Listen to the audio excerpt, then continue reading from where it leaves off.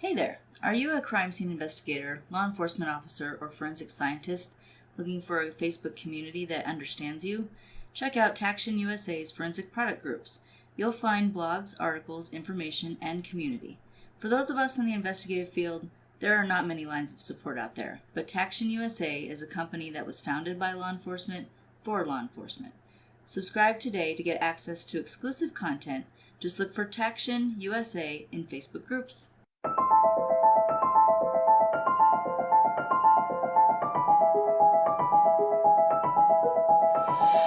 Welcome to Crossing the Tape. We bring you another mini episode, and as we mentioned before, we're kind of doing something different as far as mini episodes this year. And today we're bringing you a mini crime story. Call this one Take Your Son to Work Day. And as you may remember, I'm Brendan. And I'm Hillary. And we take you to Peoria, Arizona. Everyone's favorite Peoria. February 24th, 1998. 31-year-old father of four, John Sansing, was high on crack cocaine and desperate for more. Oh dear. Yes. It's usually how cocaine works. Yeah. I mean, I've heard. I don't know personally. Bingo. Now, he didn't have any cash to make a purchase, if you will, so he decided to use the bartering system to trade his way to his next fix. The trouble was he just didn't have anything worth trading, so Sansing decided he would just have to take something from someone a little more fortunate before he made his way to his dealer. Isn't that how it goes, too? It is. And he called hopefully this isn't how it goes, but up to this point. Yeah. He called a local church that provided charitable food donations to needy families and explained that he and his children, they really could use some food. And when the kind delivery driver, Trudy Calabrese, showed up with their free groceries, John Sansing beat, stabbed, raped, and strangled her. Oh dear. Unfortunately, his children were witness to at least some of this depravity. Sansing stole Trudy's jewelry, buried her in the yard poorly, and headed to get his drugs. Of course, in short order, police were looking for Trudy at her last known whereabouts, which was the Sansing residence. They found the fresh dirt in the yard that somewhat concealed her body, and they arrested Sansing for her murder. Pretty easy, open and shut. Mm-hmm. Now, 15 years later, police in Utah received a tip from Sansing's nephew, who heard John talk about killing an old woman in Utah in 1991 before he had moved to Arizona. The detectives found an unsolved case of Lucille Johnson of Holiday, Utah, who was found dead in her home by a family member. She'd been beaten to death, and her jewelry was stolen, similar to the Calabrese murder. Mm-hmm. Oddly enough, a box of Legos had been spilled across the living room floor. DNA under Miss Johnson's fingernails was tested, but there was no match in the DNA databases at the time. The Lego bricks were taken as possible evidence, but the fingerprints on them also had no match.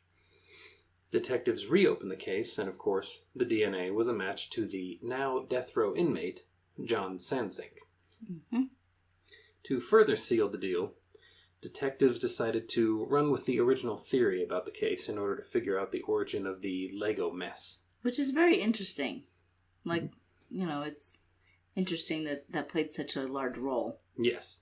That somebody took the time and thought, I might need to collect that. Yeah. Well, I think they had noticed fingerprints on them. Okay. And they decided, let's see if we can't hold on to these, or at least they lifted prints from them. Yeah. Well, that's better than to use later on.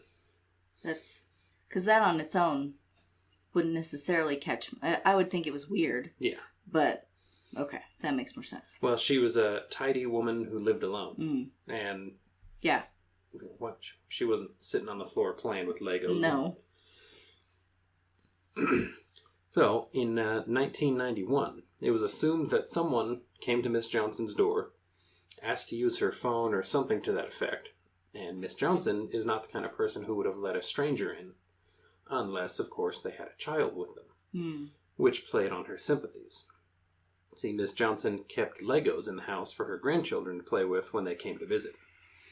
Now, if Sansing conned his way into the house, it was with the unwitting help of one of his children. Miss Johnson offered to let the child play with the Legos while Sansing used the phone or whatever, feigned car trouble, whatever his issue, whatever the ruse was. Yeah. Unbeknownst to the child, Sansing murdered Johnson in the next room before fleeing with her jewelry. So again, similarities to the Peoria murder. His children were there. Right. Child was there. He didn't have any qualms about that. Mm-mm. Tricked a sympathetic person into doing something nice for him and then murdered and robbed them. Yeah. Detectives looked at the ages of the Sansing children and found that John's oldest son was 5 years old at the time of Miss Johnson's murder. Now, as an adult, his fingerprints were taken and compared to the ones found on the Lego bricks, and they were, of course, a match, indicating that he was innocently playing just feet away from a brutal murder. And the Lego fingerprints, combined with the fingernail DNA, undeniably placed John Sansing at the scene of the murder. And he was charged with Miss Johnson's 1991 murder in 2014, and he went ahead and just pled guilty and remained on death row awaiting execution. So how do you like that? Lego fingerprints. Right. I do like that. You know me and fingerprints. Yeah, I know you're a big fan. Yes. So, this kind of thing will be one of our new mini-episode formats. As we brought you last time, the forensic news. We're planning on alternating between forensic news and a brief, some sort of forensic or cold case sort of thing like this that we can cover quickly without having to dedicate several years of research as we do with our long-form episodes. So we thank you for joining us, and we hope you'll come back again for the next mini-episode when we'll have more forensic news. Stay safe. And so long.